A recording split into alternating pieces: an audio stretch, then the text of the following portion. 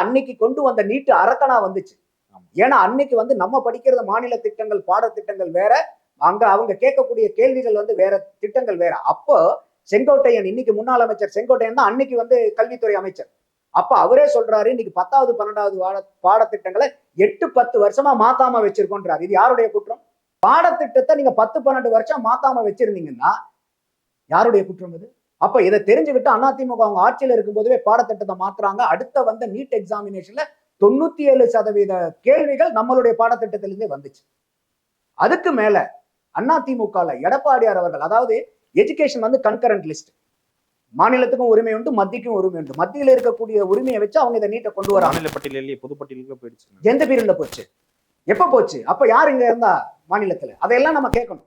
ஏன்னா எடப்பாடி இருந்தாரா? அப்ப ஜெயலலிதா ஆட்சியில் இருந்தாங்களா? அதிமுக ஆட்சியில் இருந்துச்சு.